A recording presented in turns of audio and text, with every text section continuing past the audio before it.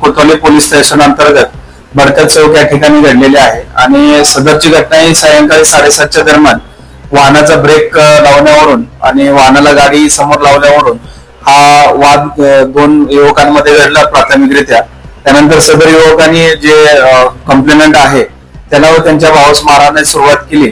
त्याचबरोबर त्याचे त्या ठिकाणी असलेले साथीदार सुद्धा इतर त्या ठिकाणी येऊन त्यांना मारहाण करण्यात आलेली आहे. सदर जे आरोपी आहेत सध्या फरार आहेत.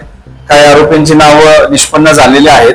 तसेच घटनास्थळावरून 2 व्हेकल आम्ही जप्त करण्यात आलेला आहे आणि पुढील तपास सुरू आहे.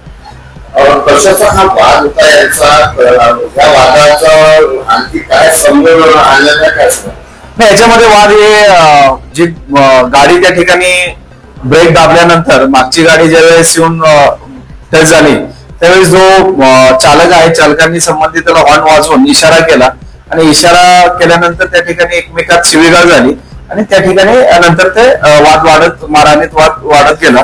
त्याच्या अनुषंगाने आम्ही कोतवाली पोलीस स्टेशनला 109(1), 351, 3, 352 आणि 3-5 भारतीय न्याय संहिता अंतर्गत गुन्हा दाखल केलेला आहे आणि आरोपीच्या शोधात आमचे पथक शोध घेत आहेत.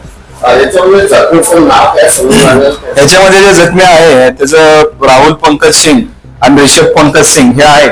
त्याच्यापैकी रिषभ पंकज सिंग हा अद्यापपर्यंत उपचार घेत आहे.